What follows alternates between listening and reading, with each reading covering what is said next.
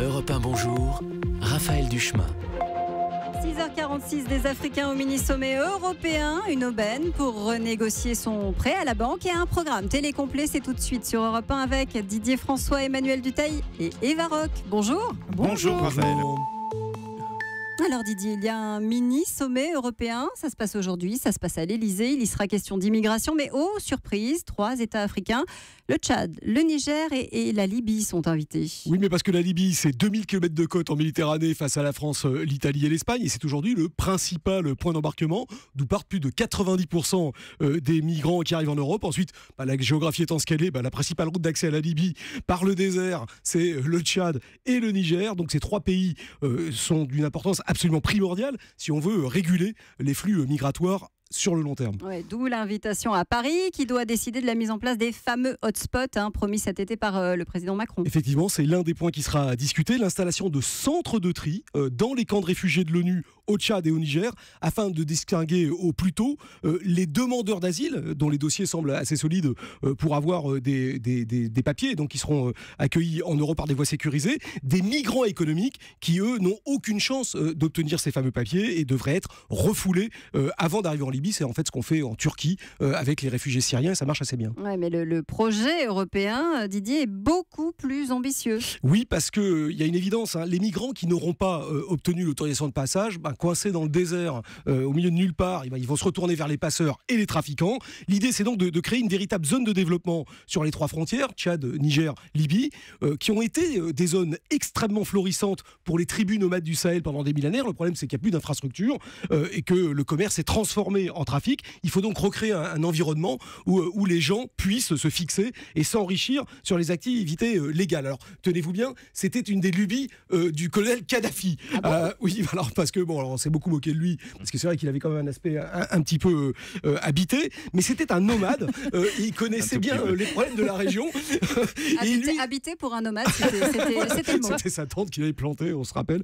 Mais donc lui rêvait de cette espèce de grande route transsaharienne bitumée avec des puits pour l'accès à l'eau, des stations-service, des hôtels, des restaurants, des mécaniciens. Et voilà. Voilà, exactement. Donc oui, on va quand même pas faire de l'agriculture au milieu du désert. Donc ce projet européen reprend en partie ces propositions, ces pistes de développement. Mais alors évidemment, à la différence du plan de Kadhafi, qui lui ne demandait pas trop l'accord des pays concernés, là c'est fait en partenariat et surtout on va renforcer les institutions sécuritaires des pays comme le Tchad et le Niger, qui sont déjà très engagés avec nous dans la lutte contre le terrorisme, parce que vous l'avez bien compris, la question du terrorisme est centrale. Ils sont très liés au réseau de passeurs, donc à réduire la liberté de manœuvre et les capacités économiques des réseaux de passeurs, c'est très important. Alors, ils n'auront pas besoin de prêts pour se loger, Emmanuel Dutheil, mais en revanche, nous, on peut aller à la banque en ce moment, c'est intéressant pour renégocier les prêts. Oui, alors je ne sais pas si vous avez acheté récemment un appartement ou une maison, mais si c'est le cas, c'est vraiment le dernier moment pour renégocier votre prêt immobilier, et ce pour plusieurs raisons. Alors on va commencer avec la première, c'est encore très léger, mais les taux d'intérêt remontent en ce moment un tout petit peu, et tout le secteur bancaire s'accorde à dire que ça devrait continuer encore un peu. Donc si vous voulez avoir le taux le plus bas, c'est vraiment en ce moment. Deuxièmement, c'est très intéressant de renégocier son prêt, mais pour gagner le plus d'argent possible, il faut avoir acheté son bien à un taux plus élevé qu'aujourd'hui. Vous allez me dire, il est bien malin celui-là, on n'est pas si bête, ça, je le sais, mais ce que j'ai envie de vous dire derrière tout ça, c'est que pour que ça marche, il faut avoir acheté il y a 4-5 ans, car c'est intéressant de renégocier uniquement les premières années du prêt, et ça on ne le sait pas toujours. Troisièmement, je vais vous emmener avec moi, ça ira beaucoup plus vite. Voilà. Alors, surtout avec la troisième et dernière raison, on va peut-être même y aller tout de suite, parce que comme il y a eu une vague massive de renégociation de prêt ces derniers mois, il y avait eu un engorgement total du côté des banques. Bien aujourd'hui, on est revenu à quelque chose d'assez normal, puisque par exemple, si on prend le mois d'août qui va bientôt se terminer, environ 10% des offres de prêt, c'était de la renégociation là au mois d'août, contre 40 à 50% l'année dernière à la même date. Bon, et est-ce que les banques jouent le jeu ? C'est là un petit peu le problème. Si vous allez dans votre banque, Raphaël, vous allez voir qu'au début, elle va traîner les pieds, elle va vous dire que les taux remontent, que non, c'est pas véritablement très intéressant pour vous.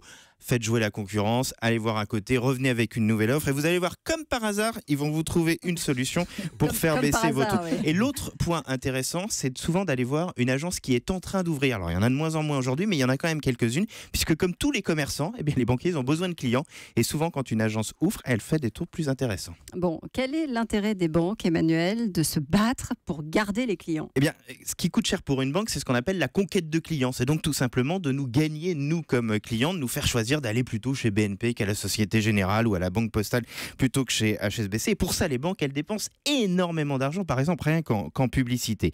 Et le crédit immobilier, eh bien, c'est souvent la porte d'entrée pour changer de banque. Et une fois qu'on y est, généralement, on ne bouge pas tout de suite. Donc, brader un petit peu les prix pour les banques, ça leur permet de nous gagner sur le long terme et de gagner un peu d'argent après sur les frais de tenue de compte, par exemple. Et entre deux publicités pour les banques, évidemment, il y a des programmes télé, n'est-ce pas? Ils essayent en tout cas. Notamment du côté de France 2. Oui, c'est la rentrée, oui, mais non. En fait, parce que pourquoi faire simple quand on peut faire compliqué, vous savez. Si Gilles Boulot, par exemple, fait sa rentrée aux 20h de TF1, Anne-Sophie Lapix, elle n'arrivera que lundi prochain sur France 2. Anne-Elisabeth Lemoine qui la remplace dès ce soir à la tête de C'est à vous sur France 5 avec Julie Gaillet comme première invitée. Pendant que Cyril Hanouna, eux et Yann Barthès s'offrent une semaine de vacances supplémentaires et ne débuteront que la semaine prochaine. Mais c'est vrai qu'en ce lundi, les regards sont surtout braqués sur France 2 et la grille des programmes de l'après-midi presque entièrement modifiée. Bon, est-ce que tout change réellement? Oui, mais non. On garde les fondamentaux, voilà. Extrait de ce que vous allez pouvoir entendre. Et en même temps. Exactement. Extrait de ce que vous pouvez entendre à 13h50. Dites-moi si ça vous rappelle quelque chose. Il laisse personne rentrer dans sa chambre. D'accord. Il n'y a que lui et ses écrans. Je pense que c'est la première fois qu'on parle de grossophobie ouvertement à la télé. Mais je suis très émue parce qu'elles ont vécu exactement la même chose que moi.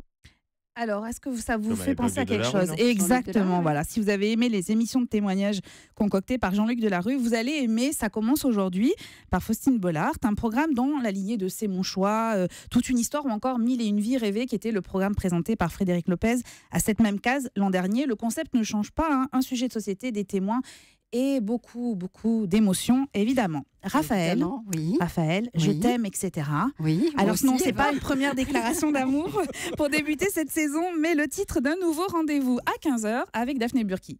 C'est un magazine d'actualité pour vous sur l'amour et la sexualité, du conseil et des infos pratiques. On parlera d'amour et de cuisine, d'amour et de culture, d'amour et de sport. Je suis crevée. On parlera d'amour et de toute l'actualité. Voilà, double rentrée pour Daphné Burki, puisqu'elle fait sa rentrée aussi sur Europe 1 aujourd'hui à 10h et sur France 2 avec un parrain de luxe pour cette première, Julien Clerc. Et il sera question d'amour. Pour les audiences, on va attendre quand même au moins 15 jours ou 3 semaines avant de se décider quand même et de porter un jugement.